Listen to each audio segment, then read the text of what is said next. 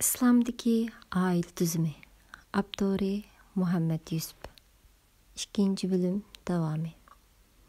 Ayal o'ttirisdagi adablar. Allah Taala Qur'on Karimda erlarni ayollarga yaxshi muomala qilishga buyurib, mundaq deydi. Ya'ni, ular bilan chiroyliqcha tirikchilik qilinglar. Agar ularni yoqtirmasanglarmi, sizlar yoqtirmaydigan bir ishda Allah ko'p xayriyatlarni paydo qilish mumkin. Peygamber aleyhisselam bu ma'noda mundaq degan. Sizlarning eng yaxshilaringlar o'z ahliga eng yaxshi bo'lganlaridir. Men o'z ahliga eng yaxshi bo'lgan kishilarman. Peygamber aleyhisselam yana bir hadisda: ayollarga yaxshi muomala qilinglar. Ayollar qovurg'idan yaratilgan. Qovurg'ining eng qing'ir yeri uning yuqori tarafidir. Agar siz uni bir xil tuzlamoqchi bo'lsangiz, uni sundirib qo'ysiz. Agar uni o'z holi bo'yicha qo'yversangiz, qing'irlikdan tuzalmaydi. Shunga ayollarga siliq, yaxshi muomala qilish orqali ularni isloh qilinglar. İslamdaki ayollik muomalasining adablaridan erning ayoli tarafidan kelgan azorlarga, jafolarga va kamchiliklarga sabr qilib, uni siliq, ilmiy usul bilan isloh qilish kerak. Peygamber aleyhisselam ayollarning javr jafolarga, badaviy arablarning qo'pol muomalalariga sabrchanlik bilan yumshoq, siliq muomala qilgan eng fazilatlik va ulgulik zot edi. İmam Muslim rivoyat qilgan bir hadisda sahobalarning ayollarga mehribonlik qilishda Peygamber aleyhisselamdan ortiq birini ko'rmadik deganligi rivoyat qilingan. Anas ibn Malik raziyallohu anhu mundaq degan: Peygamber aleyhisselam ayollarga va kichik bolalarga eng mehribon zot edi. Erning ayoli qilgan yaxshiliklarining jumlasidan adablik, yaxshi kulgilar, xushchaqchaqlar bilan uning ko'nglini ichishi. O'zining ayol bilan ko'ngil ichish har ikkisining qalbini rahatlantirdi, muhabbatini oshirdi. Natijada ayolmi erini rozi qilish va ko'nglini ilish uchun alohida faoliyatchan bo'ladi. Peygamber aleyhisselamning mu ayollarining aqllariga uyg'unlashib, ular bilan chaqchaqlashdiganligi va birga ko'ngil ochadiganligi rivoyat qilingan. Ayşe raziyallohu anhudan rivoyat qilib mundaq deydi: Peygamber aleyhisselam mening bilan yiroqqa yugurishda musobaqa qilishadi. Bir kuni men uningdan ilgarilab ketsam, yana bir kuni u meningdan ilgarilab ketadi. Abu Hurayra rivoyat qilgan bir hadisda Peygamber aleyhisselam mundaq degan: İmanı eng kamil kishi o'z ahliga eng yumshoq va eng axloqli muomala qilgan kishidir. O'z ahli bilan birga ko'ngil ichish yaxshi amallardandir. Ammo chaqchaqlashganda chaqchaq deb yolg'on so'z qilmaslik va adab axloq doirasidan chiqib ketmaslik kerak. Aksicha bo'lganda er o'zining hurmatini tushirib qo'ydi. Ayolning eriga qilgan yaxshiliklari. 1. Erini kuchi yetmaydigan ishlarga zo'rlamasligi. Ehtiyojdan ortiq narsani so'ramaslik. Mana bular ayolning eriga iqtisodda hamkorlashgandir. Qanoat oilani gullantiradi, muhabbatni kuchlantiradi. Qanoatsizlik er-ayollik munosabatni sovuqlashtirdi. 2. Eriga va erining ustidan boshqalarga shikoyatchi bo'lmasligi. Balaga qazoga rozi bo'lib, sabrchan bo'lishi.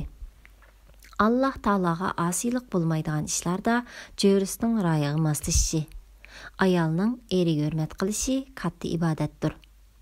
Bu haqda Peygamber aleyhisselamning bunu hadisi rivoyat qilingan. Bir ayol Peygamber aleyhisselamning yeniga kelib: "Ya Resulullah, men sizning yeningizga ayollarning vakili bo'lib keldim. Siz erlarga jihad qilishdan kelgan savob va g'animatlarni bayon qildingiz. Biz qanday qilganda erlarga o'xshash jihadning savobini topa olamiz?" deganda Peygamber aleyhisselam: "Sizga uchirgan ayollarning hammasiga shundoq yetkazingki, ayollarning erlariga hurmat qilishi, ularning haqlarini ado qilishi erlarning jihad qilganiga o'xshash savoblikdir. Ammo shundoq qilgan ayollar to'limi oz" dedi. 3. Erining ruxsatsiz safarga chiqmasligi. Ayollar sirtqa chiqqanlarida islomiy qiyobat bilan esil, ko'rkamlik bo'lib chiqish lozim. Mana bu dinimizning ko'rsatmasi va milliy an'anamizdir. Er-ayol o'ttirsidagi haq-huquqlar. Erning ayoliga o'tash tegishlik haqlari. Әрнің üstüdeki ayalğa öteşdigi haqlardan birinci, әрнің ayalğa yaxşı muamele qilishi, onun azar verməsligi, bütün muhabbeti və söygüsünü bağışlagan halda onunğa hər işdə mehribanlıq göstərişi. Peyğəmbərimiz Muhammed əleyhissalam mundaq deydi: "Sizlərning ən yaxşılarınlar özlərinin ayalları üçün yaxşı bolğanlardır." Yani sırtda naiti yaxşı əxlaqlıq bulub, ayalığa qattiqlıq, qo'pollik qilgan kishi yaxshi kishi deyilmaydi. Balki avval o'zining ayalığa, ballarına yaxshi muomala qilgan, ularga eng mehribon bo'lgan kishilar yaxshi kishi bo'la oladi.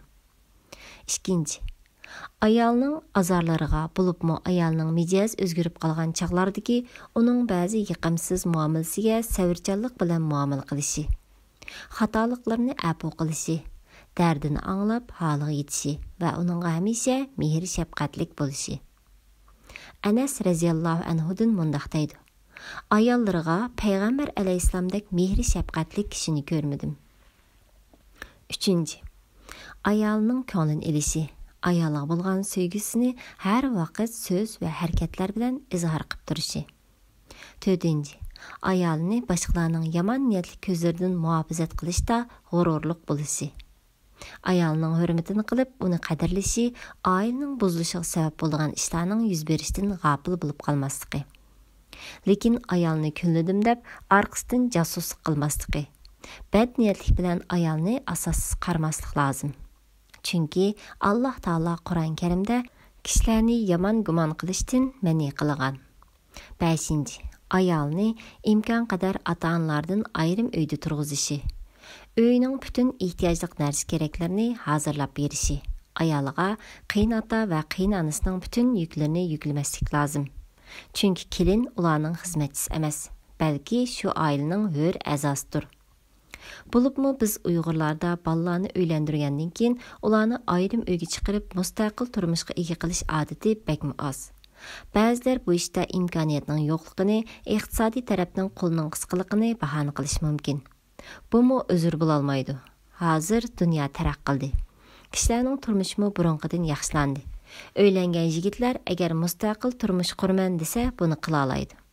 Bolalar mustaqil uy tutmaganda kelin bilan qiynana va yengilar o'tirsidagi to'qinishlar ayollik turmushga albatta ziyon yetkazmay qolmaydi. Ko'pincha qiynanalar va ba'zi yengilar kelinni yoqtirmaydi. Ba'zi angsiz qiynanalar uning bolasi bilan bo'lgan muhabbatiga va yaqinligiga qizg'indi. Hadeb kelindan kamchilik izlashga kirishidi. Ular kelindan azroq aybni topgan hamon uni balasiga mubolig'i bilan chiqishtirib, ularning baxtlik o'g'sini, huzurli turmushini buzishga urindi. Yana bir tarafdan o'pcha uydagi hayot huzursuz bo'ladi. Qisqasi, yangi to'y qilgan bir juftlar har vaqtda bir-biri bilan erkin ko'ngil ichib, azodi muhabbat izhor qilisha olmaydi. Faqat kechida bir-birini ko'rdi. Bu nima degan o'ng'aysizlik? Tabiiyki ayolni kishilar kechisi birga bo'lish uchun olmaydi. Muhabbatning kuchayishi orqali oilaning ro'naq tepish uchun har vaqt ayollar bir-biriga bo'lgan ixlosni va sevgisini izhor qilib turish lozim. O'ylanganlar ayrim turmush qurib mustaqil bo'lmaganda ular har vaqt ozodlik his qila olmaydi. Vatanimizning kichik rayonlari va yezlardagi ko'pincha uylarda ayrim moncha bo'lmag'achqa kishilar bir chelak suvni beshidan qo'yibla aldirab yuyindi. Chechi ho'l bo'lib qolgan ayolni ko'rsa, uni ayblaydigan odatim bor. Chunki biz Uyg'urlar burunqilarimizning go'zal axloqini va islomiy ham milliy qoida usullarini har xil sabablar tufayli barg'ancha unutib ketib, boshqa millatlarning an'anamizga yot odatlarini o'rganib qolganligimiz sababli odatda yuyinib pokiz yurishni o'zimizga odat qila olmayapmiz. Bizda faqat junub bo'lgan odamni yuyindi deydigan qaloq e'tiqod bo'lganligi uchun ba'zida pokizlik va tozalik uchun yuyingan qizlarni kelinlarni yomon ish qilgan o'xshaydi deb gumon qilib, ularga gunoh ortishga aral turdiganlarmi oz emas. Eri safarga chiqib ketgan ba'zi kelinlar oylik oddidan poklanganlik yoki pokiz xushbiroq bo'lish uchun yuyinsa, ularni cho'qim yomon ish qilgan o'xshaydi. Undaq bo'lmasa yuyinmagan bo'ladi deb tushunib, ularga gunoh ortishga va erlarga yolg'on yovdiq so'zlar bilan ularni chiqishtirib, ularning huzurli turmushini vayron qilishga urindiganlarmi bor.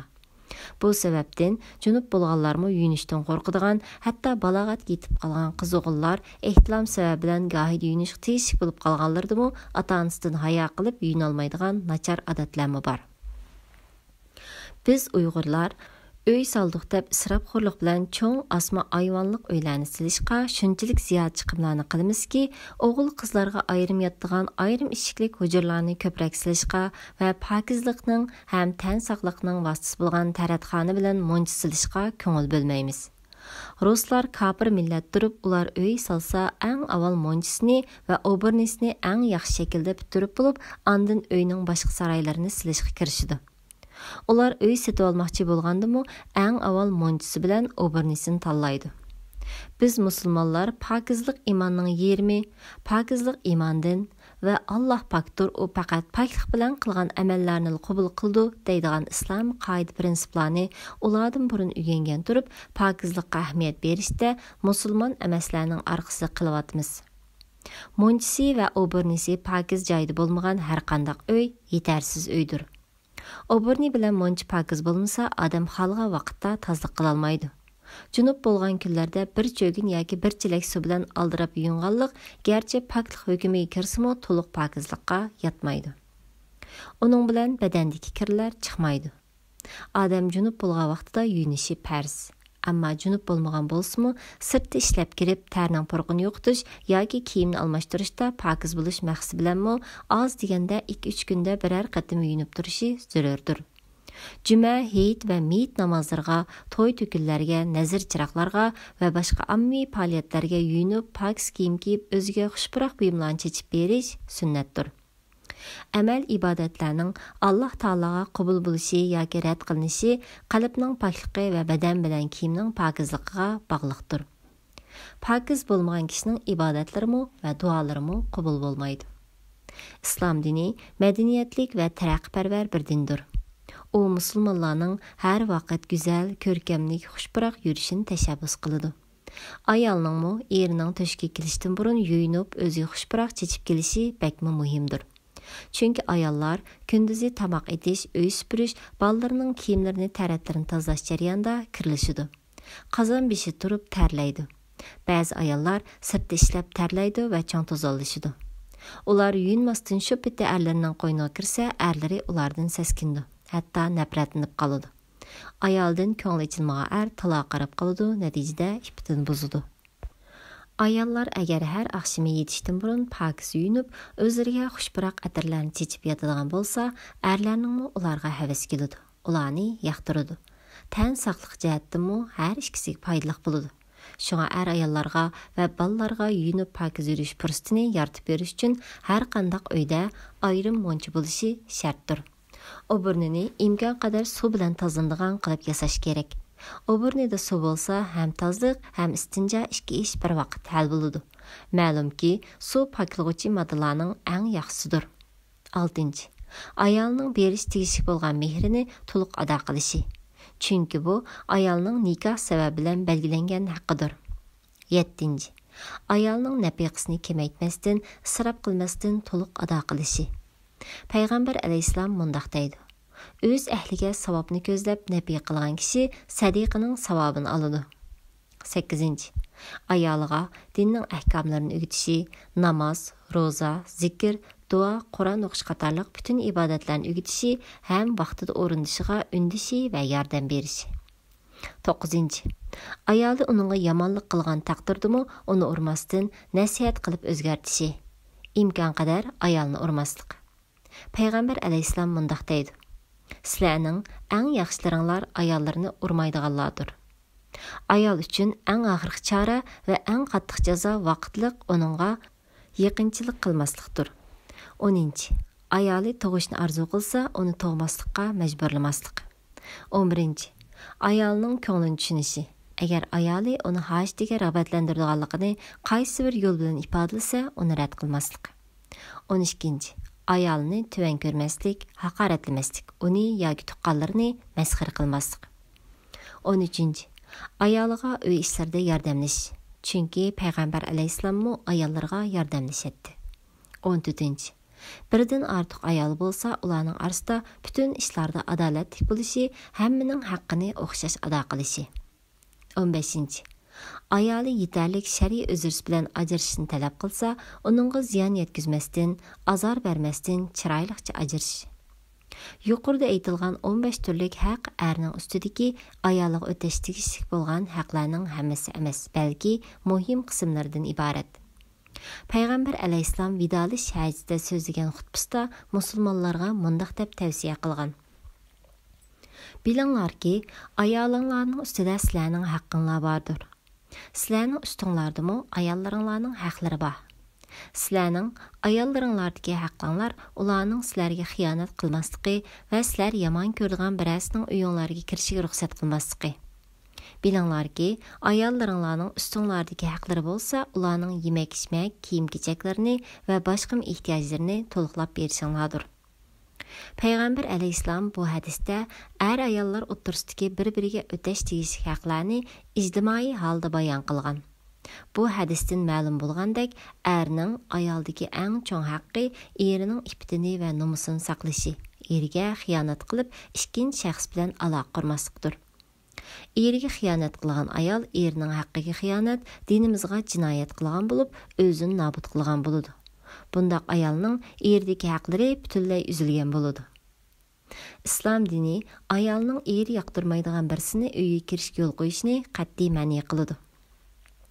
Eri bo'lmagan vaqtda qandaqli bir yot erning uning uyiga kirishiga yo'l qo'ymaslik ayrim bir qoida. Ammo eri bo'lmagan vaqtda eri yoqtirmaydigan yoki eri bilan adovat bo'lgan birisining uyiga kirishiga yo'l qo'yishi xotinlik turmushiga eng ziyonli bir ishdir. Chunki mundaq ahvollarda ko'pincha ayoldan shaklanadigan va yomon gumon qiladigan kayfiyatlarda bo'ladi. Hatto inson ba'zida ayolini u ayolning tog'isining yoki hamisining ballardan kullab, ularning ba'zi harakatlaridan shaklanadigan bo'lib qoladi. O'zi bo'lmagan vaqtda mundaq kishilarning uning ayoli bilan yolg'iz qilishini yoqtirmaydi. Erning ayolini har vaqt muhofazat qilishi, gumonli ishlardan saqlanish uchun ayoliga mahram bo'la olmaydigan yot erlardan uni uzoqlashtirishi uning tabiiy huquqidir. Mundaq ishlarga kishilar ancha diqqat qilib ketmaydi. Ko'plagan oila jidallari, urush mojarolar, ajrashishlar mushundoq kutilmagan sabablardan kelib chiqadi.